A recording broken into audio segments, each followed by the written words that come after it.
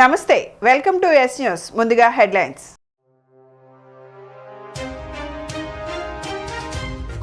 పోలవరం ప్రాజెక్టులో నిర్వాసితులతో ముఖ్యమంత్రి చంద్రబాబు ముఖాముఖి. కూటమి ప్రభుత్వం వచ్చింది, పోలవరం పూర్తి చేసుకుందామని వ్యాఖ్య.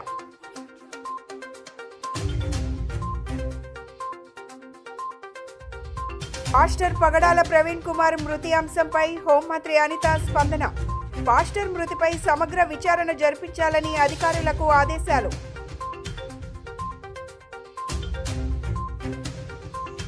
కుప్పం నియోజకవర్గంలో పర్యటించిన నారా భువనేశ్వరి పలు కార్యక్రమాల్లో పాల్గొని విద్యార్థులతో ముఖాముఖి.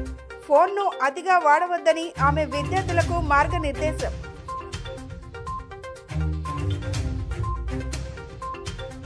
సీఎం సహాయ నిధి పేదల వరం లాంటిదన్న సెంట్రల్ ఎమ్మెల్యే బోండా ఉమా. అర్హులైన ప్రతి ఒక్కరికి సహాయం అందేలా కూటమి ప్రభుత్వం కృషి చేస్తుందని వ్యాఖ్య.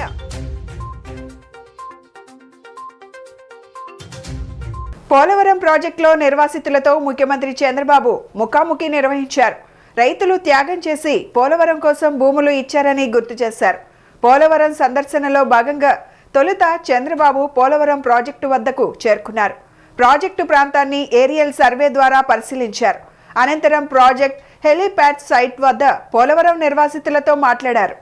ప్రాజెక్టుకి భూములిచ్చిన రైతులకు మొదట్లో చాలా తక్కువ పరిహారం ఇచ్చారని సీఎం చంద్రబాబు అన్నారు. నిన్న మొన్నటి వరకు నిర్వాసితులను పట్టించుకున్న నాదుడు లేడని విమర్శించారు. జగన్ ప్రతిపక్షంలో ఉన్నప్పుడు 10 లక్షలు పరిహారం ఇస్తారన్నారని, సీఎం జగన్ అధికారంలోకి వచ్చాక పైసా కూడా విధించలేదని ఆరోపించారు. వరదలు వచ్చినప్పుడు కూడా అప్పటి సీఎం జగన్ పట్టించుకోలేదన్నారు. 2019లోనూ టీడీపీ అధికారంలోకి వచ్చి ఉంటే పోలవరం ఎప్పుడో పూర్తయ్యేదన్న ఆయన ఆలస్యం కావడంతో పోలవరం ఖర్చు భారీగా పెరిగిపోయిందన్నారు. కొందరి పేర్లు తొలగించారని బాధితులు చెబుతున్నారని, పేర్ల తొలగింపుపై విచారణ జరిపించి తగిన చర్యలు తీసుకుంటామన్నారు. దళారులు మోసగాళ్లకు అవకాశం లేకుండా చేస్తామన్నారు. మన ఎన్డీఏ ప్రభుత్వం వచ్చిందని సకాలంలో ప్రాజెక్టు పూర్తి చేసుకుందామని అన్నారు. 829 కోట్లు నేరుగా నిర్వాసితుల ఖాతాల్లోకి వేసిన కూటమి ప్రభుత్వానిదే సీఎం చంద్రబాబు స్పష్టం చేశారు. నిర్వాసితుల ఆదాయం, జీవన ప్రమాణాలు పెంచేలా ప్రణాళిక రూపకల్పన చేశామన్నారు. ఎక్కడా ఒక్క పైసా అవినీతి లేకుండా నేరుగా నిర్వాసితుల ఖాతాల్లోకే ప్యాకేజీ డబ్బులు వస్తాయన్నారు. తాను వచ్చాక మైదాన ప్రాంతాల వారితో పోలిస్తే గిరిజనులకు ఆదాయం పెరిగిందన్నారు. ఇళ్ల నిర్మాణంలోనూ 75,000 గిరిజనులకు అదనంగా ఇస్తున్నామన్నారు. ఈ ప్రభుత్వం మీ ప్రభుత్వం అని బాధితులపై ప్రత్యేక దృష్టి పెడుతున్నామని ముఖ్యమంత్రి చంద్రబాబు హామీ ఇచ్చారు. పోలవరం ప్రాజెక్ట్ సమీక్ష కోసం ఇక్కడ వచ్చాను. గవర్నమెంట్ వచ్చి 10వ నెల మూడోసారి ఇక్కడ రావడం జరిగింది. ఈ 9 నెలల్లో చాలా నిర్ణయాలు కానీ మళ్లీ ప్రాజెక్ట్ ని లైన్ లో పెట్టడానికి గాడి తప్పినటువంటి ప్రాజెక్ట్ ని ఒక మాటలో చెప్పాలంటే చాలా ఇది ఎప్పుడవుతుంది, టెక్నికల్ ప్రాబ్లమ్స్ ఏంటి, ఇంకా ఎలాంటి సమస్యలు వస్తాయి అని నాకు కూడా అనుమానం ఉండే పరిస్థితి వచ్చింది. ఎందుకంటే దీంట్లో ఈ ప్రాజెక్ట్ చాలా కాంప్లికేట్ అయింది. ఈజీగా అయిపోవలసిన ప్రాజెక్టు ప్రభుత్వం ఆ రోజు కొనసాగుంటే 2020 ఆగస్టు కంతా జూన్ జూలై కంతా ప్రాజెక్టు పూర్తయి జాతికి అంకితం చేసేవారు. పోలవరం అనేది ఆంధ్రప్రదేశ్కి జీవనాడి. ఏదో దాంట్లో ఆ ప్రాజెక్టులో ఉండే 7,20,000 ఎకరాలకు నీళ్లు ఇవ్వడం, 23,50,000 ఎకరాలు గ్యాప్ ఆయకట్టుని స్టెబిలైజ్ చేయడం, ఒక 30 లక్షల మందికి 28.5 లక్షల మందికి త్రాగునీరు ఇవ్వడం, 960 మెగావాట్లు కరెంట్ ఉత్పత్తి చేయడం, 23 టీఎంసీ నీళ్లు విశాఖపట్నానికి డ్రింకింగ్ వాటర్ కానీ ఇండస్ట్రియల్ వాటర్ ఇవ్వడం, ఇవన్నీ కూడా మేజర్ ఫ్యూచర్స్ దీంట్లో. దానికంటే ముఖ్యంగా ఈ సంవత్సరం కూడా 4,000 టీఎంసీ నీళ్లు సముద్రంలోకి వెళ్ళాయి. 100 years ఆవరేజ్ తీసుకుంటే 2,000 టీఎంసీ నీళ్లు సముద్రంలోకి వెళ్తున్నాయి. రాష్ట్రంలోని అన్ని జిల్లాలు అభివృద్ధితో పరుగులు పెట్టాలని సీఎం చంద్రబాబు ఆకాంక్షించారు. ప్రతి నియోజకవర్గంలోనూ పారిశ్రామిక పార్కులు ఏర్పాటు చేసే దిశగా చొరవ చూపాలని కోరారు. పర్యాటకానికి పెద్దపీట వేయాలని ఉత్తరాంధ్రలో ముఖ్యంగా విశాఖ, అనకాపల్లి, అల్లూరు జిల్లాల్లో పర్యాటకాభివృద్ధిపై దృష్టి పెట్టాలని సీఎం సూచించారు. రాష్ట్రంలోని అన్ని జిల్లాలు అభివృద్ధితో పరుగులు పెట్టాలని సీఎం చంద్రబాబు ఆకాంక్షించారు. కలెక్టర్ల సదస్సులో రెండో రోజు జోన్ల వారీగా జిల్లాల యాక్షన్ ప్లాన్పై కలెక్టర్లు ప్రజెంటేషన్ ఇచ్చారు. ఆయా జిల్లాల్లోని సమస్యల్ని ప్రభుత్వం దృష్టికి తెచ్చారు. అన్ని ప్రాంతాల్లోనూ ప్రజల జీవన ప్రమాణాలు, తలసరి ఆదాయం పెరిగేలా చూడాలన్న సీఎం పరిశ్రమల ఏర్పాటుకు ప్రయత్నించాలని సూచించారు. రాష్ట్రంలో ప్రతి జిల్లాను ప్రణాళికాబద్ధంగా అభివృద్ధి చేయాలని, దీనికి కలెక్టర్ల సహకారం ఎంత అవసరమని సీఎం చంద్రబాబు అన్నారు. అభివృద్ధి ప్రణాళికలు రూపొందించాలని సీఎం ఆదేశించారు.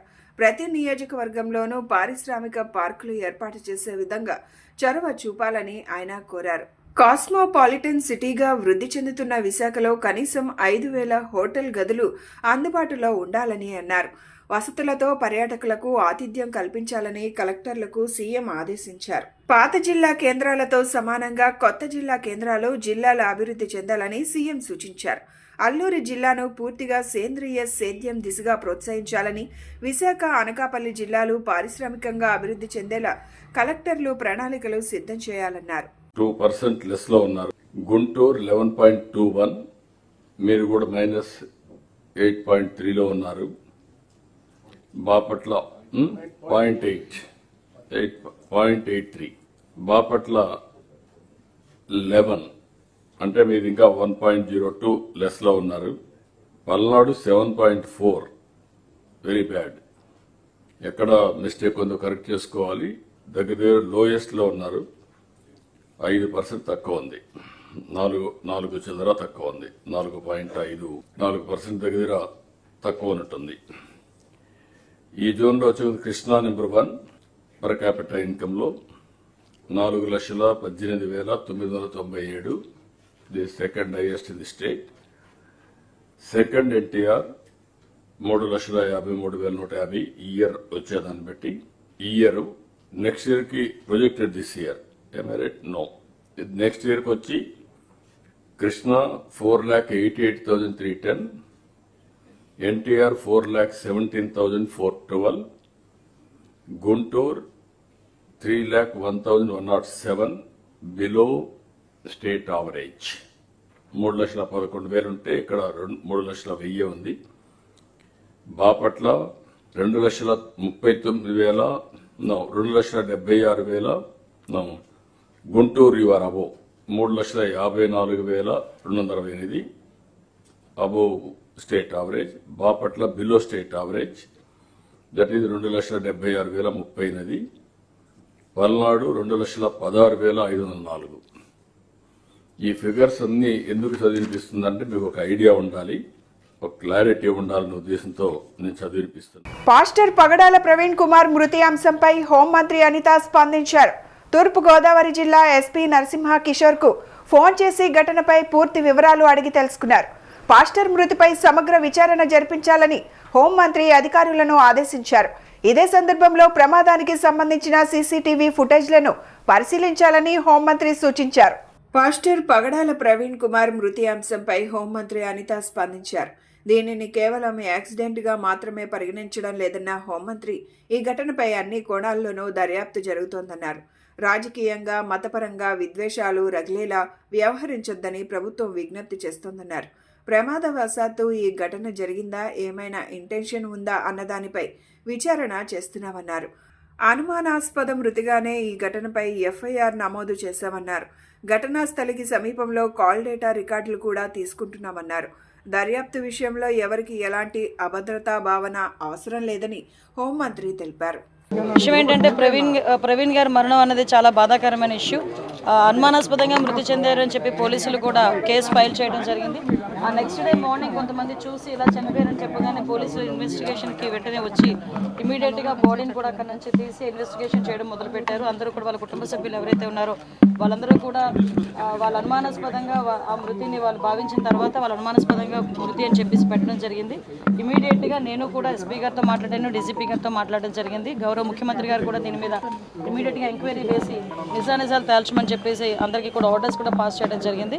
ఎక్కడ కూడా ఎటువంటి ఇబ్బంది లేకుండా పారదర్శకంగా దర్యాప్తు కొనసాగిస్తున్నాం. ఆల్రెడీ పోస్ట్ మార్టం కూడా ఈరోజు రాజమండ్రి అక్కడ జరుగుతుంది, రాజమండ్రిలో జరుగుతుంది పోస్ట్ మార్టం కూడా. సో ఎవరు కూడా దీని మీద ఎటువంటి అపోహలు పెట్టుకోవద్దు. డెఫినెట్గా ఏదైతే వాళ్ళు కోరారో క్రైస్తవ సంఘాలన్నీ కూడా చాలామంది వచ్చి అక్కడ డిమాండ్ కూడా చేశారు. డెఫినెట్గా అన్ని కోణాల నుంచి కూడా దాన్ని మేము యాక్సిడెంట్గానే పరిగణించట్లేదు.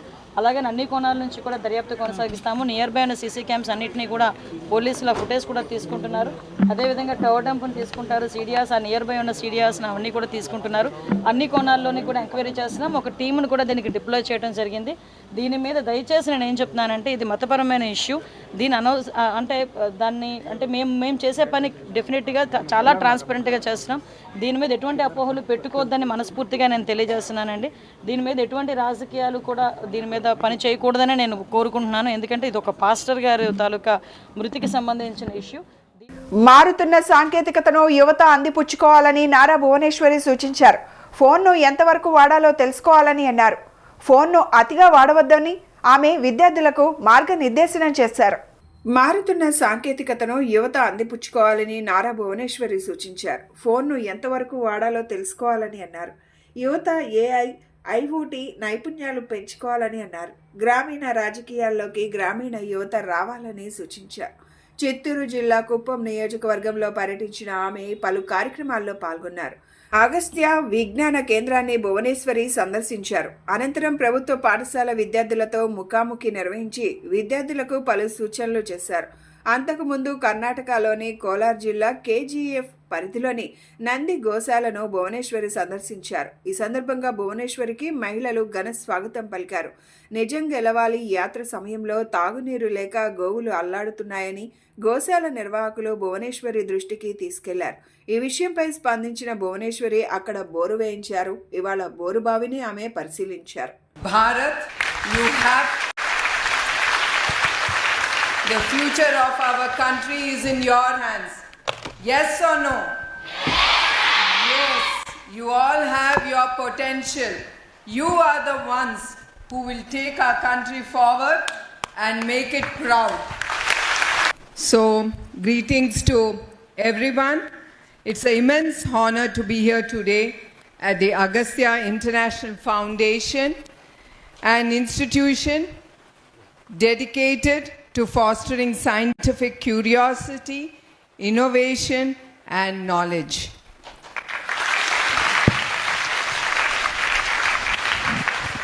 I extend my heartful greetings to each one of you, the future leaders of our country. And I express my deep appreciation for the visionaries who have made this extraordinary science center at Koppam a reality. Education is the cornerstone of progress, and institutions like Agastya International Foundation play a crucial role in sharpening the future of our nation. Guntur జిల్లాలోని మంగళగిరి, నిడమానూరు గ్రామాల మధ్య 129 కోట్ల వ్యయంతో ఆర్ఓబీని కేంద్ర railway శాఖ మంజూరు చేయడంపై కేంద్ర మంత్రి పెమ్మసాని చంద్రశేఖర్ సంతోషం వ్యక్తం చేశారు.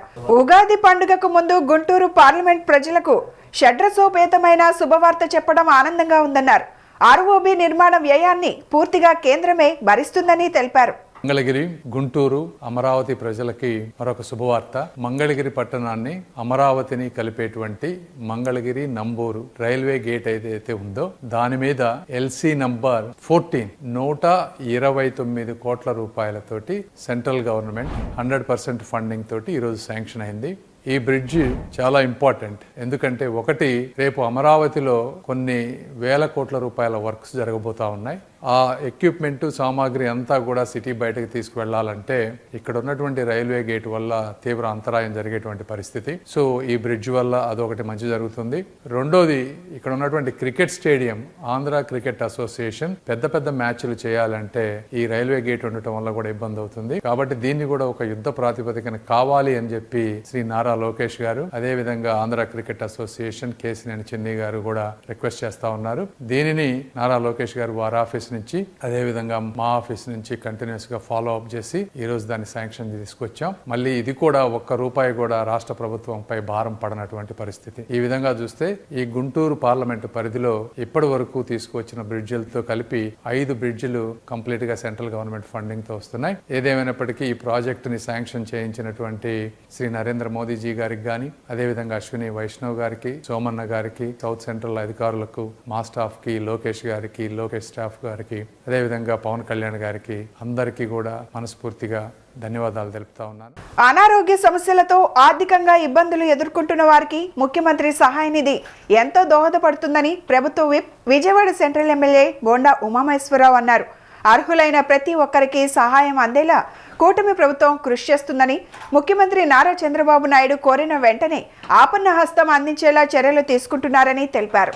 సెంట్రల్ నియోజకవర్గం తెలుగుదేశం పార్టీ కార్యాలయంలో 4,09,348 విలువైన CMRF చెక్కులను ఏపీ ప్రభుత్వ whip central MLA bonda Uma లబ్ధిదారులకు పంపిణీ చేశారు. ఈ సందర్భంగా బోండా ఉమా మాట్లాడుతూ వైద్య ఖర్చులతో ఇబ్బంది పడుతున్న పేదలకు సీఎం సహాయ నిధి ఆశాదీపంగా మారిందన్నారు. అర్హులైన ప్రతి ఒక్కరికి సహాయం అందేలా కూటమి ప్రభుత్వం కృషి చేస్తుందని, ముఖ్యమంత్రి నారా చంద్రబాబు నాయుడు కోరిన వెంటనే ఆపన్న హస్తం అందించేలా చర్యలు తీసుకుంటారని తెలిపారు. 57వ డివిజన్కు చెందిన యు కోటేశ్వరరావు 42,900, ఈ విజయలక్ష్మి 40,863, ఎం శాంతికి 16,000, ఎన్ సునీతకి 50,028, అలానే 64వ డివిజన్కి చెందిన కె మాధవికి 62,205, లక్ష్మీ సాయి కుమారికి 25,795, ఎం శ్రీనివాస్కు 20,524, కమలాకర్కి 91,033, సింహాచలం 60,000 ముఖ్యమంత్రి సహాయ నిధి చెక్కులను వారి కుటుంబ సభ్యులకు ఎమ్మెల్యే నేరుగా అందజేశారు. ఈ కార్యక్రమంలో మాజీ కార్పొరేటర్ ఎరుబోతు రమణారావు, గంటా కృష్ణమోహన్, పైడి శ్రీను, బోని నాని, కొల్లు రవికుమార్, పరస భాగ్యలక్ష్మి, పలగాని శివ తదితరులు పాల్గొన్నారు. 2047 నాటికి మురికి వాడల రహిత రాష్ట్రంగా ఆంధ్రప్రదేశ్ను తీర్చిదిద్దాలనే లక్ష్యంతో ప్రభుత్వం పనిచేస్తుందని పురపాలక శాఖ మంత్రి నారాయణ పేర్కొన్నారు. వికసిత్ భారత్ లక్ష్యాలను దృష్టిలో ఉంచుకొని రూపొందించిన విజన్ 2047లో అమరావతికి కీలక స్థానం ఉందని మంత్రి స్పష్టం చేశారు. అమరావతిని కేవలం మౌలిక వసతుల ప్రాజెక్టుగా కాకుండా నాణ్యమైన జీవన ప్రమాణాలు అందించే నగరంగా అభివృద్ధి చేయాలని ప్రభుత్వం సంకల్పించిందని తెలిపారు. విజయవాడలోని స్కూల్ ఆఫ్ ప్లానింగ్ అండ్ ఆర్కిటెక్చర్లో జరిగిన స్వర్ణాంధ్ర 2047 సదస్సుకు పట్టణాభివృద్ధి శాఖ మంత్రి నారాయణ ముఖ్య అతిథిగా హాజరయ్యారు. ఈ సందర్భంగా మంత్రి నారాయణ మాట్లాడుతూ 2047 నాటికి మురికి వాడల రహిత రాష్ట్రంగా ఆంధ్రప్రదేశ్ను తీర్చిదిద్దాలనే లక్ష్యంతో ప్రభుత్వం కృషి చేస్తుందని తెలిపారు. వికసిత్ భారత్ లక్ష్యాలను దృష్టిలో ఉంచుకొని రూపొందించిన విజన్ 2047లో అమరావతికి కీలక స్థానం ఉందని మంత్రి స్పష్టం చేశారు. అమరావతిని కేవలం మౌలిక వసతుల ప్రాజెక్టుగా కాకుండా నాణ్యమైన జీవన ప్రమాణాలు అందించే నగరంగా అభివృద్ధి చేయాలని ప్రభుత్వం సంకల్పించిందని తెలిపారు. పట్టణాభివృద్ధికి కేంద్రం నుంచి మద్దతుగా అర్బన్ డెవలప్మెంట్ ఫండ్ కేటాయించడం మేలు కోసమని అభిప్రాయపడ్డారు. ఈ నిధులను సమర్థవంతంగా వినియోగించి పట్టణ అభివృద్ధికి ప్రణాళికలు రూపొందిస్తున్నట్లు తెలిపారు. ఈ దిశగా ప్లానర్లు, ఆర్కిటెక్టులు ప్రభుత్వానికి సహకారం అందించాల్సిన అవసరం ఉందని మంత్రి నారాయణ సూచించారు. మన విజయవాడలో ఉన్న school of planning architecture institution ఈరోజు Swarnandhra 2047 unlocking Andhra Pradesh potential through Viksit Bharat అనే కార్యక్రమాన్ని యాక్చువల్గా ఇక్కడ ఏర్పాటు చేశారు. దీనికి అనేకమంది ప్రముఖుల్ని, మన దేశంలో ఉండే ప్రముఖుల్ని, పర్టికులర్గా అర్బన్ అథారిటీలో ఉన్న ఎక్స్పర్ట్స్ని వాళ్ళందరినీ పిలిచారు. ఈ కార్యక్రమంలో విద్యార్థులు మరియు school of planning architecture staff వాళ్ళందరూ కూడా యాక్చువల్గా ఈ కార్యక్రమంలో పాల్గొని డిస్కస్ చేస్తున్నారు. ఈ డిస్కస్ చేయడం ముఖ్య ఉద్దేశం ఏంటంటే మెయిన్గా ఈ యొక్క వికసిత్ భారత్ 2047కి భారత ప్రధాని అనుకున్న లక్ష్యాలు అదేవిధంగా మన రాష్ట్ర ముఖ్యమంత్రి అనుకున్న లక్ష్యాలని సాధించడానికి కావలసిన అనేక డిస్కషన్స్, అంటే ఉన్న వనరులను వాడుకొని మన దగ్గర ఉన్న వనరులు ఏదైతే నీటి వనరులు కావచ్చు, ఖనిజ సంపద కావచ్చు, ఇతర సంపదలు కావచ్చు, ఇవన్నీ యూటిలైజ్ చేసుకుని ఏ విధంగా అనుకున్న టార్గెట్ని మనం రీచ్ కావాలో దాని మీద ఈరోజు ఈ కార్యక్రమాన్ని school of planning and architecture వారు అరేంజ్ చేశారు. ఆ డైరెక్టర్ గారికి వాళ్ళ స్టాఫ్ అందరికీ కూడా నేను ప్రత్యేక ధన్యవాదాలు తెలియజేస్తూ దీనివల్ల మంచి ఫలితాలు రావాలని, వాళ్ళు చేసే వాటి వల్ల మంచి పాలసీలు ప్రభుత్వం చేయటానికి చేయాలని కోరుకుంటూ స్కూల్ ఆఫ్ ప్లానింగ్ ఆర్కిటెక్చర్ వారి ఆధ్వర్యంలో జరిగినటువంటి ఈ కాన్ఫరెన్స్ ప్రారంభ సభ ఏదైతే ఉందో దానిలో స్పష్టంగా చెప్పడం జరిగింది.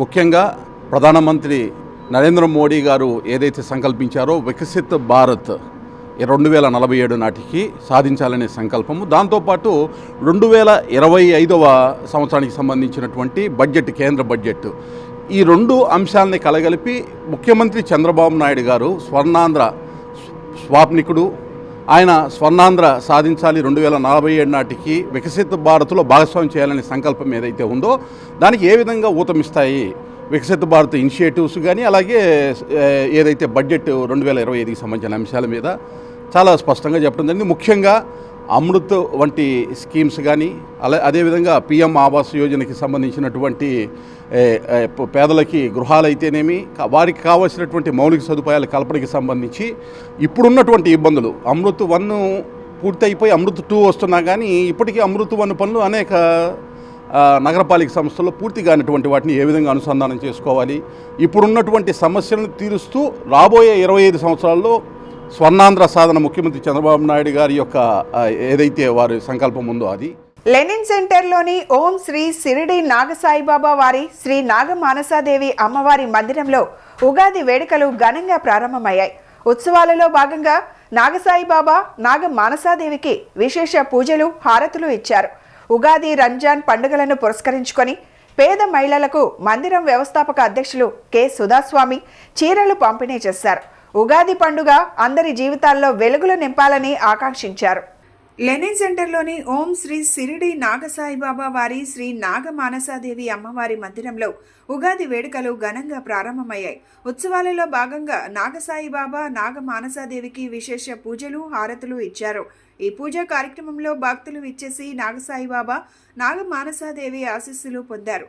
ఉగాది, రంజాన్ పండుగలను పురస్కరించుకొని మందిరం వ్యవస్థాపక అధ్యక్షులు కె సుధాస్వామి పేద మహిళలకు చీర, జాకెట్టు, పసుపు, కుంకుమ, ముస్లిం మహిళలకు రంజాన్ తోఫాను అందజేశారు. ఈ సందర్భంగా సుధాస్వామి మాట్లాడుతూ ఆలయంలో ఉగాది వేడుకలు విశేషంగా ప్రారంభించడం జరిగిందన్నారు. ఈ వేడుకల్లో భాగంగా విశేషమైన పూజలు, హారతి ఇస్తున్నామని తెలిపారు. ఉగాది, రంజాన్ను పురస్కరించుకొని పేద మహిళలకు చీర, జాకెట్లు, పసుపు, కుంకుమ, ముస్లిం మహిళలకు రంజాన్ తోఫా అందించామన్నారు. సిరిడి నాగసాయిబాబా నాగమానసాదేవి అమ్మవారి ఆశీస్సులతో అందరూ ఆయురారోగ్యాలతో ఉండాలని, రాష్ట్రం సుభిక్షంగా ఉండాలని, ప్రజలందరూ సుఖ సంతోషాలతో ఉండాలని, ఉగాది అందరి జీవితాల్లో వెలుగులు నింపాలని ఆకాంక్షించారు. విజయవాడ గవర్నర్పేట శ్రీ నాగసాయిబాబా నాగమానసాదేవి అమ్మ మందిరంలో ఉగాది వేడుకలు విశేషంగా ప్రారంభించడం జరిగింది. ఈ వేడుకల్లో భాగంగా ప్రతి ఏడాది మా మందిరంలో విశేషమైన పూజలు, బాబా గారికి హారతులు నిర్వహించడం జరుగుతుంది. అదే వచ్చే ఉగాది పండుగ మరియు రంజాన్ని పురస్కరించుకొని వేద మహిళలు ఎవరైతే ఉన్నారో వారికి వస్త్రాలు బాబావారి పేరు మీద, అమ్మవారి పేరు మీద వస్త్రాలు, చీర, జాకెట్, ఇలాగా పసుపు కుంకుమ అందించడం జరిగింది. ముస్లిం మహిళలు ఎవరైతే ఉన్నారో వాళ్ళకి రంజాన్ తోఫా అందించడం జరిగింది. ఆ షిర్డి నాగసాయిబాబా నాగమానసాదేవి అమ్మవారు ఎల్లవేళ ప్రజలందరూ, రాష్ట్ర ప్రజలందరినీ ఆయుర ఆరోగ్యాలు ప్రసాదించాలని, రాష్ట్రం సుభిక్షంగా ఉండి ప్రజలందరూ సుఖ సంతోషాలతో ఉండాలని, వచ్చే ఉగాది నుంచి ప్రతి ఒక్కరి జీవితాల్లో నూతన వెలుగులు రావాలని షిర్డి సాయిబాబాని నాగమానసాదేవి అమ్మవారిని ప్రార్థిస్తూ అందరికి కూడా ఉగాది శుభాకాంక్షలు, రంజాన్ శుభాకాంక్షలు తెలియజేస్తూ నాగసాయిబ మందిరం నుంచి సుధాస్వామి, నాగసాయిబ మందిరం. తెలుగు భాషను ఉన్నతంగా నిలబెట్టేది పద్యమే అని తెలుగు భాషోద్యమ నాయకుడు అవనిగడ్డ ఎమ్మెల్యే మండలి బుద్ధప్రసాద్ పేర్కొన్నారు. ఇప్పుడు పద్య వినియోగం సృష్టి తగ్గిపోతోందని ఆవేదన వ్యక్తం చేశారు. అందరూ కలిసికట్టుగా తెలుగు భాషను పరిరక్షించుకోవాలని పిలుపునిచ్చారు. గవర్నర్ పేటలోని విజయవాడ పుస్తక మహోత్సవ గ్రంథాలయంలో కోనేరు కల్పన తెలుగు సంవత్సరాలపై రచించిన పద్య శతకాలు కంద పిలకలు పుస్తకాన్ని తెలుగు భాషోద్యమ నాయకుడు అవనిగడ్డ ఎమ్మెల్యే మండలి బుద్ధాప్రసాద్ ఆవిష్కరించారు. ఈ సందర్భంగా ఆయన మాట్లాడుతూ పద్యంలో కందం ఛందస్సు అత్యంత క్లిష్టమైందని, ఈ ఛందస్సులో తెలుగు సంవత్సరాల విశిష్టతను తెలియచేస్తూ పుస్తకం ప్రచురించడం అభినందనీయమన్నారు. ఈ పుస్తకాన్ని తనకు అంకితం ఇవ్వడం చాలా ఆనందంగా ఉందన్నారు. ప్రస్తుతం కొన్ని తెలుగు అక్షరాలు వాడుకలో లేకుండా పోతున్నాయని, రాబోయే రోజుల్లో మరెన్నో అక్షరాలు పోతాయేనని ఆందోళన వ్యక్తం చేశారు. అందరూ కలిసికట్టుగా తెలుగు భాషను పరిరక్షించుకోవాలని పిలుపునిచ్చారు. లయోలా కళాశాల విశ్రాంత వైస్ ప్రిన్సిపల్ గుమ్మ సాంబశివరావు పుస్తక సమీక్ష చేశారు. జీఆర్కే పోలవరపు సాంస్కృతిక సమితి అధ్యక్షుడు గోళ్ల నారాయణరావు అధ్యక్షత వహించారు. ఈ కార్యక్రమంలో పొట్లూరు సుభాష్ చంద్రబోస్, వెన్న వల్లభరావు, ఫణీంద్ర, తమ్మిన పరమాత్మ తదితరులు పాల్గొన్నారు. కోనేరు కల్పన గారు తెలుగు సంవత్సరాల మీద కంద పిలకల పేరిట కంద పద్యాల సంపుటిని ఈరోజున ఇక్కడ ఆవిష్కరించాం. మన తెలుగు సంవత్సరాల 60 మన చిన్నప్పుడు ప్రభావ విభావం అని చెప్పని బట్టి పట్టించాం. కానీ ఈ తరం వాళ్ళకి తెలుగు సంవత్సరాల గురించి తెలియని పరిస్థితి కూడా ఉంది. అంతా ఇంగ్లీష్ మయం అయిపోయిన పరిస్థితుల్లో వాళ్ళు తెలుగు సంవత్సరాల గురించి కూడా ఈ తరం వాళ్ళు తెలుసుకునే అవకాశం లేని పరిస్థితి కూడా ఉంది. ఈ తరంలో కల్పన గారు ఈ 60 తెలుగు సంవత్సరాల మీద 2 పద్యాలు చొప్పున ఆ సంవత్సరాలకు విశిష్టతను తెలియజేస్తూ భవిష్యత్తుని శుభప్రదంగా ఉండాలని చెప్పి ఆకాంక్షిస్తూ ఈ చక్కటి రచన చేశారు ఈ కంద పిలకల పేరిట. వారు గతంలో కూడా చాలా పుస్తకాలు రచించారు. కథలు, కవితలు, వ్యాసాలు పుంఖంగా రాయటం జరిగింది. ఇప్పుడు పద్య రచనలో కూడా ఆరితేరారని చెప్పి ఈ పుస్తకం ద్వారా మనందరికి కూడా అర్థమవుతుంది. ఎందుకంటే ఇలాంటి గ్రంథాలన్నీ కూడా ప్రతి భావి భారత పౌరులు ఎక్కువగా చదవాల్సిన అవసరం. ఈ పద్యం ద్వారా మన సంవత్సరాలు ఏంటి, ఆ సంవత్సరాల విశిష్టత ఏంటన్నది ఈ తరం వారికి తెలియటానికి ఈ చక్కటి ప్రయత్నం చేసినందుకు నేను హృదయపూర్వకంగా అభినందిస్తూ, మన భాషను కానీ మన సంస్కృతిని కానీ మనం నిలుపుకోవాల్సిన అవసరం ఉంది. అలాగే మన ఆంగ్ల సంవత్సరాన్ని మనం పాటిస్తున్నాం, కానీ తెలుగు సంవత్సరాది ఉగాది అంటే మనకి అంతగా తెలియని పరిస్థితి ఉంది. కానీ ఉగాదే మన తెలుగువారి యొక్క ఆది. అంచేత రేపు ఉగాదిలో మనం ప్రవేశిస్తున్నాం 30వ తారీఖున. అందరికి కూడా ఉగాది శుభాకాంక్షలు తెలియజేస్తూ ఈ కొత్త సంవత్సరంలో తెలుగుకి వెలుగు రావాలని చెప్పి నేను మనసారా ఆకాంక్షిస్తూ, అలాగే నేను పద్యాలు రాయటం అనేది స్వర్గీయ రాళ్లబండి కవితా ప్రసాద్ గారి ద్విశతావధానం ఇక్కడ విజయవాడలో జరిగినప్పుడు నేను సాహితీ మిత్రుల సంస్థ బందరుకి ప్రధాన కార్యదర్శిగా ఉన్నాను. అది నా అదృష్టం. అది చూసి నేను పద్యాలు రాయాలి, ఆయనలాగా పద్యాలు రాయాలి అన్న ఉద్దేశంతో పద్యాలు నేర్చుకుని రాయటం మొదలుపెట్టాను అన్నమాట. కాకపోతే నాకు తెలుగు రాదు. తెలుగు సెకండ్ లాంగ్వేజ్ ఏమో హిందీ, ఎంఏనేమో ఇంగ్లీషు. కాబట్టి మాతృభాష తెలుగు అవ్వటం వల్ల ఎలిమెంటరీ సెక్షన్లో వీళ్ళు మా ఎక్కాల పుస్తకం కింద ఉన్న పద్యాలు అవి నేర్పించేవారు మా అమ్మ వాళ్ళు. దానివల్ల కొంచెం భాష వచ్చింది. ఇక్కడ మన సాహితీ మిత్రులు గుమ్మ సాంబశివరావు గారు వీళ్ళందరి ప్రోత్సాహంతో నేను రాయగలుగుతున్నాను. మన కాలం అనేది అనంతం అండి. ఆ అనంతమైన కాలంలో 60 తాతపారలన్న ఒక పార, 60 పారలు ఒక విలిప్తి, 60 విలిప్తులు ఒక లిప్త కాలం, అంటే 3/5 సెకండ్ల కాలం. అంటే అనంతకాలాన్ని సెకండ్ల కంటే కూడా తక్కువగా 60 చొప్పున తగ్గించుకుంటూ వచ్చి లెక్కగట్టిన మన పూర్వీకులు మన వాళ్ళే, మన భారతీయులే, మన ఋషులు. ఆంధ్రప్రదేశ్ రాష్ట్ర ముఖ్యమంత్రి నారా చంద్రబాబు ఆశయాలకు అనుగుణంగా ప్రజా సంక్షేమమే ధ్యేయంగా పనిచేస్తున్నామని తూర్పు ఎమ్మెల్యే గద్దె రామ్మోహన్ తెలిపారు. తెలుగుదేశం పార్టీ ఒక రాజకీయ పార్టీ మాత్రమే కాదని, గత 40 ఏళ్ల నుండి పేద ప్రజల కోసం అనేక సేవా కార్యక్రమాలు నిర్వహిస్తూ నియోజకవర్గ అభివృద్ధికి కృషి చేస్తున్నామని ఎమ్మెల్యే గద్దె చెప్పారు. తూర్పు నియోజకవర్గంలోని 4వ డివిజన్లోని ఎపిక్ కాలనీలో ప్రజా సమస్యలపై శాసనసభ్యులు గద్దె రామ్మోహన్ తన పర్యటనలో భాగంగా డివిజన్లో ఉన్న నిరుపేద కుటుంబాలకు చెందిన ఇద్దరికి స్వయం ఉపాధి చేసుకునే నిమిత్తం ఇస్త్రీ బండి, టిఫిన్ బండి మరియు ఆటో పంపిణీ చేయడం జరిగింది.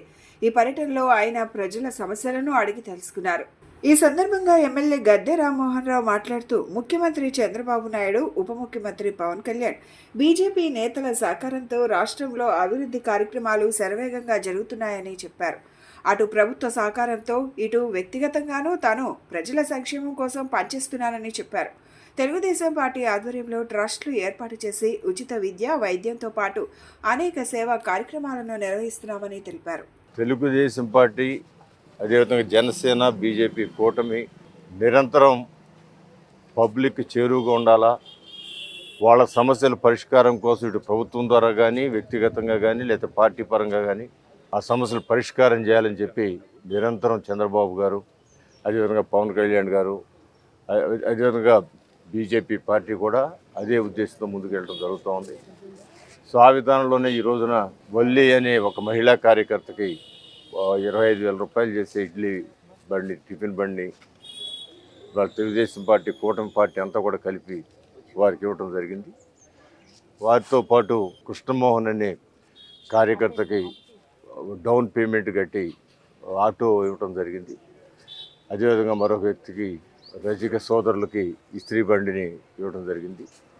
ఇవన్నీ కూడా తెలుగుదేశం పార్టీ కేవలం రాజకీయ పార్టీ, ఓట్ల కోసం అడిగే పార్టీ కాకుండా ఇవాళ ఇంటర్నేషనల్ స్కూల్ ద్వారా వేలాది మంది విద్యార్థులకు ఉచిత విద్య చెబుతున్న పార్టీ తెలుగుదేశం పార్టీ. అంతేకాదు బ్లడ్ బ్యాంకులని, లేకపోతే క్యాన్సర్ హాస్పిటల్ అని ఇవన్నీ కూడా ఏర్పాటు చేసుకుని అనేక రకాలుగా ప్రజల సర్వీసులో అనేకమైన కుటుంబాలకు అండగా ఉన్న పార్టీ తెలుగుదేశం పార్టీ. ఆ స్ఫూర్తితోనే మన విజయవాడ తూర్పు నియోజకవర్గంలో నేను కానీ, మా అమ్ములు గారు జనసేన పార్టీ నుంచి కానీ, అదేవిధంగా బీజేపీ పార్టీ కానీ, మేమందరం కూడా అవసరం ఉన్న చోటాల్లో కూడా మాకు తోచిన విధంగా వాళ్ళకి సహాయం చేస్తూ ఇవాళ 3 కార్యకర్తలకి సుమారు ₹1,00,000 పైగా వాళ్ళకి కావాల్సిన సౌకర్యాలు కల్పించడం ఇది ఈ తెలుగుదేశం పార్టీ కూటమి యొక్క ప్రతిష్టని, లేదా కూటమి యొక్క కోరిక అని చెప్పి మేము భావిస్తూ మా ఎమ్మెల్యే గారు శ్రీ గద్దె రామ్మోహన్ గారి సౌజన్యంతో ఈరోజు మా వార్డులో కృష్ణమోహన్ అనే వ్యక్తి మా దగ్గరికి వచ్చి, అన్న నాకు జరుగుబాటు అవుతలేదు, చిన్నపిల్లలు ఇద్దరు అని తెలియపరచగానే మేము ఎమ్మెల్యే గారి దగ్గరికి వెళ్ళి ఇదా నా పరిస్థితి, ఈ రంగం జరుగుతుంది అంటే, తమ్ముడు ఎంతైతే అంత డౌన్ పేమెంట్ కట్టి మనం ఆటో ఏర్పాటు చేపిద్దాం వాళ్ళకి ఇది అని వాళ్ళకి డౌన్ పేమెంట్ కట్టి ఈరోజు కొత్త ఆటో ఏర్పాటు చేయడం జరిగింది. అట్లాగే డివిజన్లో ఏ ఒక్కరి సమస్య వచ్చినా మా గద్దె రామ్మోహన్ గారి ఆశీస్సులతో నేను ప్రతి ఒక్కరికి అవకాశం ఉన్నంత వరకు సర్వీస్ చేస్తూ డివిజన్లో అన్నయ్యకి తగ్గ తమ్ముడిగా అడుగుజాడలో నడుస్తానని తెలియజేస్తాను. పేద బడుగు బలహీన వర్గాలకి అండగా ఉంటుంది తెలుగుదేశం పార్టీ. అదేవిధంగా తూర్పు నియోజకవర్గ శాసనసభ్యులు శ్రీ గద్దె రామ్మోహన్ గారు ప్రజల మనిషి, అవసరంలో ఉన్న వారికి ఆపన్నాస్తం అందిస్తూ ఈ నియోజకవర్గాన్ని ఆదర్శవంతంగా తీర్చిదిద్దుతున్నందుకు కృతజ్ఞతలు తెలియజేస్తున్నాం. 5వ డివిజన్ ప్రాంతంలో ఉన్నటువంటి వీరవల్లి మా సోదరిమణి తన యొక్క భర్తను కోల్పోయి ఉపాధికి ఎటువంటి ఆసరా లేని సమయంలో తెలియజేసిన వెంటనే శాసనసభ్యులు గారు సహృదయంతో ఎమ్మటే ఆమెకి జీవనోపాధి కోసమై టిఫిన్ బండి ఏర్పాటు చేయటం మాకెంతో గర్వకారణం, సంతోషకరంగా ఉంది. ఎందుకంటే పేదల యొక్క అభ్యున్నతి. Krishna milk union chairman Chalasani Anjaneyulu ఏకపక్ష నిర్ణయాలతో కృష్ణా యూనియన్ను భ్రష్టు పట్టిస్తున్నాడని ప్రముఖ న్యాయవాది తగరం కిరణ్ బాబు ఆరోపించారు. తూర్పుగోదావరి జిల్లాలో కోట్ల రూపాయల ఖర్చుతో 6 బల్క్ మిల్క్ కూలర్లను ఏర్పాటు చేసి కొద్ది కాలానికి అవి ఎందుకు మూసేశారో తెలియజెప్పాలని డిమాండ్ చేశారు. చెలసాని ఆంజనేయులు కృష్ణా మిల్క్ యూనియన్లో అనుభవం లేని వ్యక్తులకు ఉద్యోగాలు, పదోన్నతులు కల్పించడం అలవాటుగా చేసుకున్నాడని ఆరోపించారు. కృష్ణా జిల్లాలో చెలసాని ఆంజనేయులు వల్ల ఒక పాడి రైతు కూడా సంతోషంగా లేరన్నారు. ఇప్పటికైనా రాష్ట్ర ప్రభుత్వం వెంటనే స్పందించి Krishna milk union chairman Chelasani Anjaneyulu పాలకవర్గం చేస్తున్న అవినీతిపై తక్షణమే విచారణ జరిపి వారిపై తగిన చర్యలు తీసుకోవాలని డిమాండ్ చేశారు. మీ అందరికీ తెలుసు, అనేక కథనాలు వస్తూ ఉన్నాయి. ఇదే కథనాల మీద గన్నవరం నియోజకవర్గ ఎమ్మెల్యే గారు అసెంబ్లీలో కూడా కృష్ణా మిల్క్ యూనియన్ యొక్క అవినీతి భాగవతం గురించి అసెంబ్లీలో ప్రస్తావించి మిల్క్ యూనియన్లో జరుగుతున్న అవినీతిపై ఎంక్వైరీ చేయవలసిందిగా కూడా కోరి ఉన్నారు. అయితే దురదృష్టవశాత్తు ఇప్పటివరకు కూడా రాష్ట్ర ప్రభుత్వం నుంచి ఎటువంటి ఎంక్వైరీ కూడా అవ్వలేదు. అయితే రీసెంట్గా మళ్ళీ కృష్ణా మిల్క్ యూనియన్ చైర్మన్గా ఉన్న చలసాని ఆంజనేయులు గారు హనుమాన్ జంక్షన్లో ఉన్న కాకాని కళ్యాణ మండపంలో ప్రతి సంవత్సరం టెండర్లు పిలుస్తూ ఉంటారు. ఈ టెండర్లను కూడా పబ్లిక్ టెండర్లు లేకుండా యాక్షన్ రూపంలో తన సొంత మనుషులకి మాజీ ఎమ్మెల్యే వల్లభనేని వంశీ అనుచరుడైన కొల్లి వెంకటరావుకి కట్టబెట్టారు. ఇది వాస్తవం కాదా? వాసవి కటాక్షం ఆల్బమ్ను ఆవిష్కరించడం తనకు దక్కిన భాగ్యమని ప్రముఖ సంగీత దర్శకులు కోటి అన్నారు. 9 పాటలతో ఈ ఆల్బమ్ను రూపొందించడం జరిగిందని, ఈ ఆల్బమ్ను ఇంతగా ఆదరించిన ప్రతి ఒక్కరికి ప్రత్యేక ధన్యవాదాలు తెలిపారు. వాసవి మాత కృపా కటాక్షాలు ప్రజలందరిపై ఉండాలని ఆయన ఆకాంక్షించారు. వాసవి క్లబ్స్ ఇంటర్నేషనల్ ఆధ్వర్యంలో అంతర్జాతీయ మహిళా దినోత్సవ వేడుకలలో భాగంగా నగరంలోని వెన్యూ ఫంక్షన్ హాల్ నందు వాసవి ఇంటర్నేషనల్ వారు వనితా జయకేతనం పేరిట group dance fancy dress competition నిర్వహించడం జరిగింది. ఈ సందర్భంగా ఆయన మాట్లాడుతూ వాసవి కటాక్షం ఆల్బమ్ను ఆవిష్కరించడం తనకు దక్కిన భాగ్యమని అన్నారు. 9 పాటలతో ఈ ఆల్బమ్ను రూపొందించడం జరిగిందని, ఈ ఆల్బమ్ను ఇంతగా ఆదరించిన ప్రతి ఒక్కరికి ప్రత్యేక ధన్యవాదాలు తెలియజేశారు. అనంతరం వాసవి అంతర్జాతీయ అధ్యక్షుడు రామకృష్ణ మాట్లాడుతూ వాసవి క్లబ్స్ ఇంటర్నేషనల్ ఆధ్వర్యంలో నగరంలోని వెన్యూ ఫంక్షన్ హాల్ నందు వాసవి ఇంటర్నేషనల్ వారు వనితా జయకేతనం పేరిట group dance fancy dress competition నిర్వహించడం జరిగిందన్నారు. దాదాపు 800 మంది వనితలు ఈ కార్యక్రమంలో పాల్గొన్నారని, అనేక ప్రాంతాల నుంచి ఈ కార్యక్రమానికి విచ్చేశారని తెలిపారు. ప్రపంచవ్యాప్తంగా అనేక సేవా కార్యక్రమాలు చేస్తున్న ఏకైక సంస్థ వాసవి ఇంటర్నేషనల్ అని చెప్పారు. అనంతరం Vasavi international chairman and V203A governor విద్యా సంకల్ప అన్నం సాయి సునీత మాట్లాడుతూ అంతర్జాతీయ మహిళా దినోత్సవ వేడుకలలో భాగంగా వాసవి క్లబ్స్ ఇంటర్నేషనల్ వారు group dance fancy dress competition నిర్వహించడం జరిగిందన్నారు. ఇంత చక్కటి కార్యక్రమంలో వాసవి మాత చరిత్రను పాటల రూపంలో ఆవిష్కరించడం ఆనందంగా ఉందన్నారు. వాసవి క్లబ్ ఇంటర్నేషనల్ అనేక సేవా కార్యక్రమాలు నిర్వహిస్తుందని, రానున్న కాలంలో మరిన్ని సేవా కార్యక్రమాలు చేయనున్నట్లు తెలిపారు. ఎన్టీఆర్ జిల్లా విజయవాడలో ఎంతో అద్భుతంగా మహిళా ఉత్సవం చాలా చక్కగా జరిగింది. ఈ సందర్భంగా మేము వాసవి కటాక్షం అన్న ఆల్బమ్ని ఈరోజు ప్రజెంట్ చేసాము. ఆల్రెడీ ఒక 1 month బ్యాక్ రిలీజ్ అయింది. ఎంతో చక్కగా అందరూ ఆదరించారు. ఈ సందర్భంగా ఈ పాటలందరూ మీరు కూడా ఆదరించి అందరూ మహిళలందరూ చూసి చాలా అందరూ బాగా అప్లాస్ ఇవ్వటం కానీ బాగా భక్తి శ్రద్ధలతో చూశారు. చాలా ఆనందం వేసింది. మా కష్టం ఫలించినంత ఆనందం కలిగింది. ఈరోజు ఏవిఎం రావు గారు ఆయన సంకల్ప బలంతో ఈ కార్యక్రమం జరిగింది. అందరూ మంచి కళాకారులు అందరూ పనిచేశారు. ఈ అద్భుతమైన ఆల్బమ్ని వాసవి కటాక్షం అన్న పేరుతో యూట్యూబ్స్లో ఉంది. మీరందరూ చూసి ఆదరించి యావత్ ప్రపంచానికి తెలియజేసే విధంగా ఈ ఆల్బమ్ ముందుకు తీసుకెళ్ళాలి. Thank you. నమస్కారం. ఈరోజు వాసవి క్లబ్స్ ఇంటర్నేషనల్ ఆధ్వర్యంలో మరి వనితా జయకేతనం మన మహిళా దినోత్సవ సందర్భంగా ఈరోజు విజయవాడ భాగ్యనగరంలో అద్భుతంగా తెలంగాణ, ఆంధ్రప్రదేశ్, కర్ణాటక, మహారాష్ట్ర, తమిళనాడు రాష్ట్రాల నుంచి కూడా ఈరోజు మహిళా సోదరీమణులు ఈరోజు ఇక్కడ కార్యక్రమానికి రావడం జరిగింది. అదేవిధంగా ఈ కార్యక్రమంలో మరి అనేక స్వాతంత్ర సమరయోధుల వేషధారణలు, మరి ఆడవారికి సంబంధించినటువంటి ఈరోజు వాసవి సాక్షాత్కారం, మరి అమ్మవారి యొక్క జీవిత చరిత్రకు సంబంధించినటువంటి చరిత్ర పాటలు, ఆధ్యాత్మికంగా అదేవిధంగా ఆటపాటలు అన్ని వినోద కార్యక్రమాలు నిర్వహించడానికి ఈరోజు వాసవి క్లబ్ ఇంటర్నేషనల్ ఆధ్వర్యంలో ఈ కార్యక్రమం ఇక్కడ ఏర్పాటు చేయడం జరిగింది. సుమారు 800 నుంచి 1000 మంది వనితా సోదరి మంది ఈ కార్యక్రమానికి హాజరు కావడం జరిగింది. మరి కార్యక్రమానికి చైర్మన్గా మరి అన్నం సాయి సునీత గారు ప్రోగ్రామ్ చైర్మన్గా వ్యవహరిస్తున్నారు.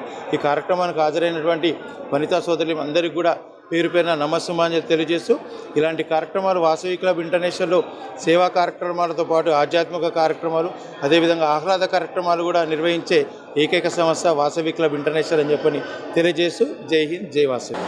ఈ మేము సేవే కాదండి, ఆటల పాటల్లోనే ఇంటి వ్యవహారంలో అన్నిట్లో మేము ముందుంటామని మరొకసారి ఈ మా మహిళలు నిరూపించారు. ఇంతేకాకుండా ఈరోజు క్యాష్ హౌసీ, అలాగే గోల్డ్ హౌసీ, మళ్ళీ ఏమో సిల్వర్ హౌస్, అంతేకాకుండా వేషధారణలు కూడా ఉన్నాయి, క్యాట్ వాక్ ఉంది, అదే కాకుండా డ్యాన్స్ ప్రోగ్రామ్స్ ఉన్నాయి. ఈ కార్యక్రమాన్ని మీరందరూ వచ్చి సక్సెస్ చేస్తున్నందుకు మరొకసారి ధన్యవాదాలు చేస్తూ జై వాసవి జై హింద్. ఆపరేషన్ బుడమేరును రాష్ట్ర ప్రభుత్వం తక్షణమే అమలు చేయాలని సిపిఐ జిల్లా కార్యదర్శి దోనేపూడి శంకర్ డిమాండ్ చేశారు. బుడమేరు ప్రక్షాళన చర్యలను వేగంగా చేపట్టాలన్నారు. బుడమేరు లోతు పెంచుతున్నామని ఇటీవల మంత్రి నిమ్మల రామానాయుడు శాసనసభలో చెప్పారని, అంటే పూడికలతో సరిపెడతారా అని ప్రశ్నించారు. 4-5 దశలుగా పనులు చేపడతామని ప్రభుత్వం చెప్పడం పక్కదారి పట్టించే చర్యల్లా ఉన్నాయన్నారు. హనుమాన్పేటలోని దాసరి భవన్లో సిపిఐ జిల్లా కార్యదర్శి దోనేపూడి శంకర్ విలేకరుల సమావేశం నిర్వహించారు. ఈ సమావేశంలో ఆయన మాట్లాడుతూ బుడమేరు ఆక్రమణల చెరలో ఉందని అన్నారు. ఎక్కడో మైలవరం ఏ కొండూరులో పుట్టిన బుడమేరు దాని పరివాహక ప్రాంతమంతా ఆక్రమణలకు గురైందన్నారు. 300 పైన ఎకరాలు ఆక్రమణలకు గురైంది అని చెప్పారు. గత ఏడాది చివరిలో కురిసిన భారీ వర్షాలకు బుడమేరు పొంగి 4 జిల్లాలను అతలాకుతలం చేసిందన్నారు. చేపల చెరువులు, రొయ్యల చెరువుల కోసం తవ్వి బుడమేరు దిశ మార్చేశారన్నారు. ప్రభుత్వం కేంద్రంపై నెట్టేసి తూతూ మంత్రం చర్యలు తీసుకోకుండా ప్రభుత్వం తీసుకునే చర్యల వల్ల నష్టపోయే వారికి ప్రత్యామ్నాయ చర్యలు చూపించి ఆపరేషన్ బుడమేరుకు వెంటనే చర్యలు తీసుకోవాలని డిమాండ్ చేశారు. ఆపరేషన్ బుడమేరుని తక్షణమే రాష్ట్ర ప్రభుత్వం అమలు చేయాలి. బుడమేరు ప్రక్షాళన చర్యలు వేగరంగంగా చేపట్టాలి. సిపిఐగా రాష్ట్ర ముఖ్యమంత్రి గౌరవనీయులు నారా చంద్రబాబు నాయుడును కోరుతూ బహిరంగ లేఖ విడుదల చేస్తున్నాం. ఇటీవల శాసనసభ సమావేశాల్లో ఇరిగేషన్ శాఖ మంత్రి నిమ్మల రామానాయుడు గారు ప్రసంగిస్తూ కేంద్ర ప్రభుత్వ సహకారంతో ముందుకు వెళ్తున్నాము, బుడమేరు డెప్త్ని లోతుగా వెళ్తున్నామని చెప్పేసి చెప్పారు. అంటే దీని అర్థం ఏంటి, పూడికతో సరిపెడతారా అని చెప్పేసి నేను అడుగుతున్నాను. 4-5 దశల వారీగా మేము ఈ బుడమేరు ప్రక్షాళన చర్యలు చేపడతామని చెప్పడం అంటే పక్కదారి పట్టించేటువంటి చర్యలుగా దీన్ని సిపిఐగా భావిస్తున్నాం. ఇవాళ ఆక్రమణ చెరలో బుడమేరు, కబంధ హస్తాలు, కోరల చేతుల్లో ఇవాళ బుడమేరు ఉన్నటువంటి పరివాహక ప్రాంతం ఉంది. ఏపీఎస్ఆర్టీసీ రిటైర్డ్ ఎంప్లాయీస్ ఎదుర్కొంటున్న సమస్యల పరిష్కారం కోసం పోరాట బాట పట్టారు. ఉన్నతాధికారులకు తమ సమస్యలు అనేకసార్లు విన్నవించినా ఫలితం లేకపోవడంతో ఆర్టీసీ విజయవాడ బస్టాండ్ ఆవరణలోని ఆర్ఎం కార్యాలయం వరకు ప్రదర్శన నిర్వహించారు. బస్టాండ్ ఆవరణలో మహా ప్రదర్శన చేశారు. ఏపీఎస్ఆర్టీసీ ఎంప్లాయీస్ తమ సమస్యల పరిష్కారం కోసం విజయవాడలో ఆందోళన నిర్వహించారు. ఈ ప్రదర్శనలో పాల్గొన్న ఏపీఎస్ఆర్టీసీ రిటైర్డ్ ఎంప్లాయీస్ అసోసియేషన్ నాయకులు గంగాధర్ మాట్లాడుతూ ఎన్నో సంవత్సరాలుగా తమ సమస్యల పరిష్కారంకై పోరాటంగా పనిచేస్తున్నారన్నారు. 2020 తర్వాత అనేక మంది ఉద్యోగులు వివిధ కారణాల వల్ల ఉద్యోగ విరమణ చేశారని, వారందరికీ సెటిల్మెంట్ ఆలస్యం అవుతుందన్నారు. నెలవారీ పెన్షన్ సొమ్ము కూడా సకాలంలో వారికి అందటం లేదని ఈ సమస్య పరిష్కరించాలన్నారు. ఈహెచ్ఎస్ పథకాన్ని తాను పనిచేసిన ఆర్టీసీ డిపో యూనిట్లలోనూ చెల్లించే సదుపాయాన్ని కల్పించాలన్నారు. రాష్ట్రంలోని జిల్లాల్లో ఉన్న ఆర్టీసీ ఆసుపత్రుల్లో 2 డాక్టర్లను నియమించాలని, రోగులకు అన్ని రకాల మందులు ఆర్టీసీ డిస్పెన్సరీలో ఇవ్వాలన్నారు. తమ సమస్యలను పరిష్కరించకపోతే ఆందోళన మరింత ఉధృతం చేస్తామన్నారు. రాష్ట్ర వ్యాప్తంగా ఆర్టీసీ రిటైర్డ్ ఎంప్లాయీస్ సమస్యల పరిష్కారం కోరుతూ ఎండీ ఆఫీస్ దగ్గర ప్రదర్శన, ధర్నా జరుగుతూ ఉంది. ప్రధానమైన డిమాండ్లు ఏంటంటే 1/1/20 నుంచి 24 వరకు రిటైర్డ్ అయినటువంటి వాళ్ళకి లీవ్ ఎన్కాష్మెంట్ ఇంతవరకు ఇలా అదేమని అడిగితే ప్రభుత్వం ఫండ్స్ పంపట్లేదు, మేమేం చేయాలి అంటున్నారు. అట్లాగే 1996 నుంచి 2014 వరకు హైర్ పెన్షన్ కోసమయ్యి మా జీతాల్లో కట్ చేశారు. హైర్ పెన్షన్ ఇవ్వలేదు, ఆ డబ్బులు ఇవ్వలేదు. అందువల్ల ఆ హైర్ పెన్షన్ అన్నా ఇవ్వండి, డబ్బులు అన్నా ఇవ్వండి అని అంటే డబ్బులు ఇస్తామన్నారు అని ఇప్పటికీ 11 సంవత్సరాలు ₹1 కూడా ఇవ్వలేదు. పాస్టర్ ప్రవీణ్ కుమార్ పగడాల మృతిపై ప్రభుత్వం న్యాయ విచారణ చేపట్టాలని సిఎస్ఐ కృష్ణా గోదావరి అధ్యక్షుడు పీఠాధిపతి రెవరెండ్ డాక్టర్ జార్జ్ కొర్నెలివిస్ ప్రభుత్వాన్ని కోరారు. పాస్టర్ ప్రవీణ్ కుమార్ కుటుంబాన్ని రాష్ట్ర ప్రభుత్వం ఆదుకోవాలని ఆయన విజ్ఞప్తి చేశారు.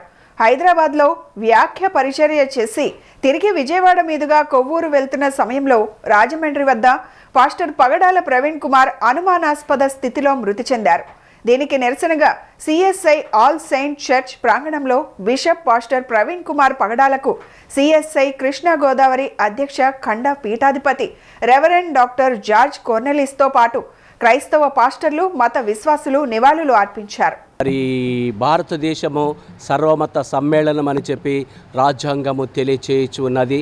రాజ్యాంగము ప్రకారముగా సర్వమత సమ్మేళనముగా మరి క్రైస్తవ మతపచార ధర్మాన్ని ప్రచురించడానికి క్రైస్తవ న్యాయ సూత్రాలను ప్రతి ఒక్కరికి కూడా మర్మాలను కూడా తెలియచేయడానికి హైదరాబాదు నుండి విజయవాడ మీదుగా కొవ్వూరు ప్రాంతానికి ప్రయాణం వెళుచున్నటువంటి పగడాల ప్రవీణ్ గారి యొక్క మరణముపై దక్షిణ ఇండియా సంఘము, కృష్ణా గోదావరి అధ్యక్ష ఖండము, మరి సంఘము, క్రైస్తవులు, క్రైస్తవేతరులు, గురువులు, సంఘ విశ్వాసులు ఈయన మరణముపై ప్రగాఢ సంతాపాన్ని తెలియచేయచ్చు ఉన్నాము. అంతేకాకుండా మరి అనేక మీడియా కథనాల ప్రకారము ఇది ఒక అనుమానాస్పద మరణముగా భావించి మరి దాని విషయంలో కూడా ప్రభుత్వం వారికి మేము తెలియచేస్తూ ఉన్నాము. ఏమిటంటే క్రైస్తవ ప్రజలు మరి గురువులు, క్రైస్తవ మత ప్రచారకులు ప్రతి ఒక్కరూ తెలియచేయనిదేమనగా సమగ్ర విచారణ జరిపించి దర్యాప్తు జరిపించి దోషులకు తగిన శిక్ష విధించి ఈ క్రైస్తవ ప్రపంచానికి అంతటికీ కూడా న్యాయం జరిగించాలని చెప్పేసి కూడా కోరుకొనుచు ఉన్నాం. రైతులకు తీవ్రంగా ఇబ్బంది కలిగిస్తున్న మోటార్ల కరెంటు వైర్, ట్రాన్స్ఫార్మర్ దొంగతనాల ముఠాను కంకిపాడు పోలీసులు అదుపులోకి తీసుకున్నారు. దొంగలు 2016 మోటార్లు, 7 ట్రాన్స్ఫార్మర్ల నుంచి తీసిన రాగి వైర్ను విక్రయించారని అంగీకరించారు. ఈ కేసును ఛేదించేందుకు కృష్ణా జిల్లా ఎస్పీ గంగాధర్రావు ఐపీఎస్ ఆదేశాలపై గన్నవరం సబ్ డివిజన్ శ్రీహరి శ్రీనివాసరావు పర్యవేక్షణలో కంకిపాడు సర్కిల్ సిఐ మురళీకృష్ణ ఆధ్వర్యంలో ప్రత్యేక బృందాలు ఏర్పాటు చేశారు. రైతులకు తీవ్ర ఇబ్బంది కలిగిస్తున్న మోటార్ల కరెంటు వైర్, ట్రాన్స్ఫార్మర్ దొంగతనాల ముఠాను కంకిపాడు పోలీసులు అదుపులోకి తీసుకున్నారు.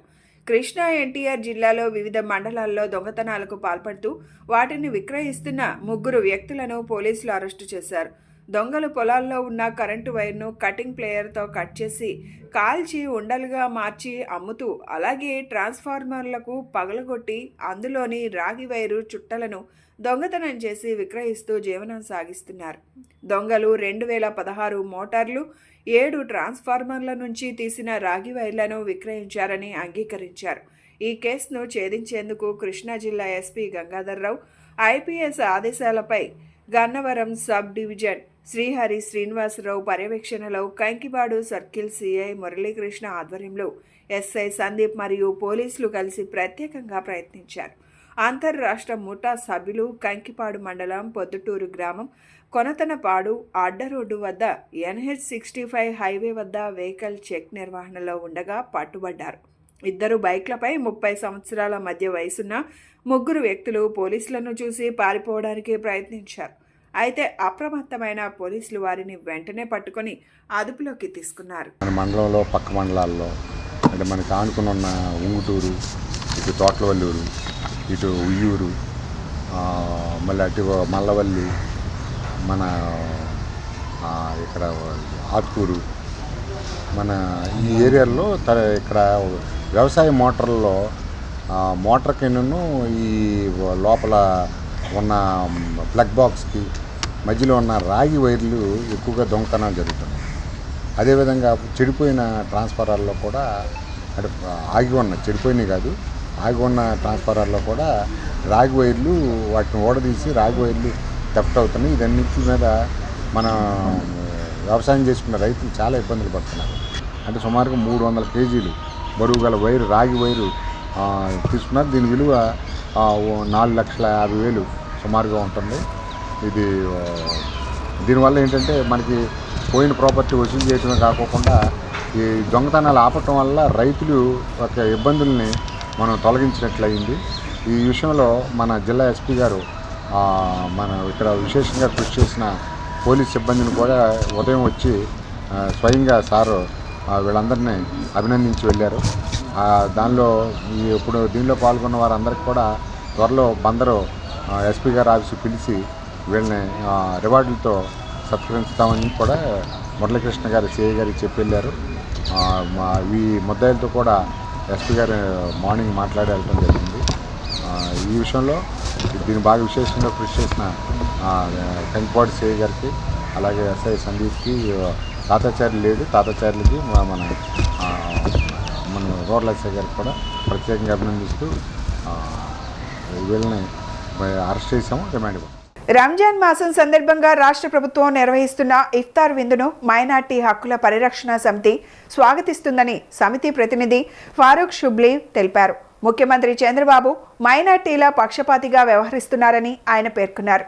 మొగల్రాజపురం సిద్ధార్థ కాలేజ్ సమీపంలోని సంస్థ కార్యాలయంలో నిర్వహించిన మీడియా సమావేశంలో ఆయన మాట్లాడుతూ ముస్లిం సోదరులు పెద్ద ఎత్తున తరలివచ్చి ఇఫ్తార్ విందులో పాల్గొనాలని పిలుపునిచ్చారు. మత సామరస్యాన్ని పెంపొందించేందుకు ఇలాంటి కార్యక్రమాలు ఎంతో ఉపయోగపడతాయని ఫారూక్ షుబ్లీ అన్నారు.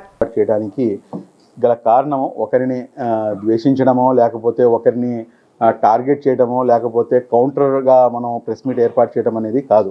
ఎవరు పనిచేసినా కానీ ముస్లిం సంక్షేమం కోసము, ముస్లింల యొక్క అభివృద్ధి కోసం మాత్రమే పనిచేయడం జరుగుతుంది.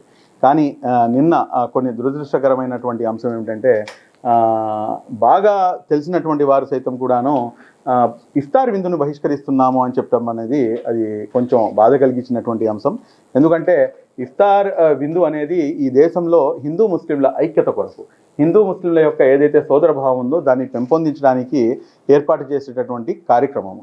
ఇటువంటి కార్యక్రమాన్ని బహిష్కరణకి చేయండి అని చెప్పేసి పిలుపునివ్వడం అనేది అది ఏమాత్రం కూడా సమంజసం కాదు.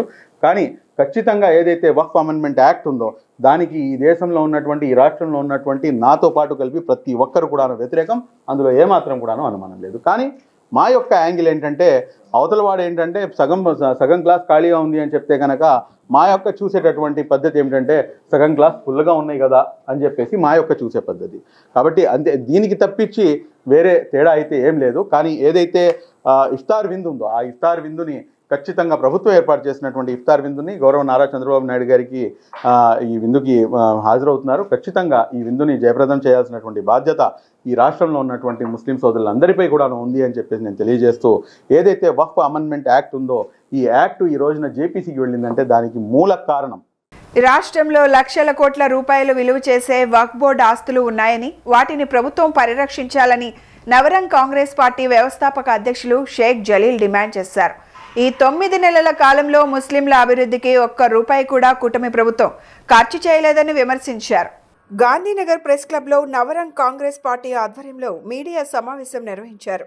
ఈ సందర్భంగా నవరంగ్ కాంగ్రెస్ పార్టీ వ్యవస్థాపక అధ్యక్షులు షేక్ జలీల్ మాట్లాడుతూ వక్ఫ్ బోర్డు ఆస్తులను ప్రభుత్వాలు పరిరక్షించాలన్నారు. నవరంగ్ కాంగ్రెస్ పార్టీ పర్సనల్ లా బోర్డుతో కలిసి ఇఫ్తార్ విందులను బహిష్కరిస్తున్నామని చెప్పారు. వక్ఫ్ బోర్డు చట్టాలను ప్రభుత్వాలు నిర్లక్ష్యం చేస్తున్నాయని చెప్పారు. దేశంలో ముస్లింలు పేదరికంలో ఉన్నారన్నారు. ఆంధ్రప్రదేశ్లో 11 లక్షల కోట్ల వక్ఫ్ బోర్డు ఆస్తులను ప్రభుత్వాలు పరిరక్షించాలని, ఈ 9 నెలల కాలంలో ముస్లింల అభివృద్ధికి ఒక్క రూపాయి కూడా కూటమి ప్రభుత్వం ఖర్చు చేయలేదన్నారు. బీజేపీతో కలిసి కూటమి ప్రభుత్వం ముస్లింలను నిర్వీర్యం చేసే ప్రయత్నం చేస్తోందని ఆరోపించారు. రాష్ట్రంలో గౌరవనీయులు నారా చంద్రబాబు నాయుడు గారు గతంలో అధికారంలో ఉన్నప్పుడు రంజాన్ పండగ సందర్భంగా తెల్ల రేషన్ కార్డుదారులకు రంజాన్ తోఫా ఇచ్చారు. మరి ఈనాడు మర్చినట్టున్నారు. మరి విజయవాడ నగరంలో ఈరోజు ఇఫ్తార్ విందు ఏర్పాటు చేస్తూ ఉన్నారు. ఇఫ్తార్ విందు అంటే అసలు రంజాన్ అంటే ఏంటో ముందు చంద్రబాబు నాయుడు గారు తెలుసుకోవాలా. కులాలను మతాలను గౌరవించడం నేర్చుకోవాలా. అదేవిధంగా విజయవాడ నగరంలో భవానీపురంలో ఆంధ్రప్రదేశ్ రాష్ట్రంలో హజ్ యాత్రికులకి హజ్ హౌస్ నిర్మాణం చేసి శంకుస్థాపన చేశారు. దాన్ని గాలికి వదిలేసేశారు. మరి అదేవిధంగా మైనార్టీ కార్పొరేషన్లో 1000 కోట్లని బడ్జెట్ ప్రకటించారు. 9 నెలల కాలంలో కనీసం మైనార్టీలకు సంక్షేమానికి సంబంధించిన ఒక్క రూపాయి కూడా ఇప్పటి వరకు ఖర్చు పెట్టలేదు. బులెటిన్ ముగించే ముందు హెడ్లైన్స్ మరొకసారి.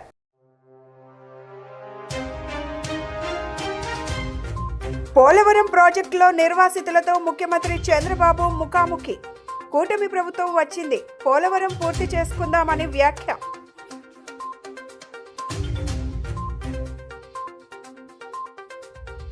పాస్టర్ పగడాల ప్రవీణ్ కుమార్ మృతి అంశంపై హోంమంత్రి అనిత స్పందన. పాస్టర్ మృతిపై సమగ్ర విచారణ జరిపించాలని అధికారులకు ఆదేశాలు.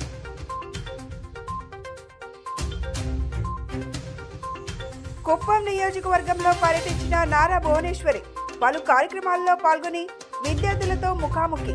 ఫోన్ను అతిగా వాడవద్దని ఆమె విద్యార్థులకు మార్గనిర్దేశం.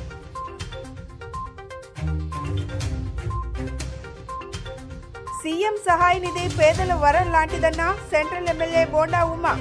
అర్హులైన ప్రతి ఒక్కరికి సహాయం అందేలా కూటమి ప్రభుత్వం కృషి చేస్తుందని వ్యాఖ్య.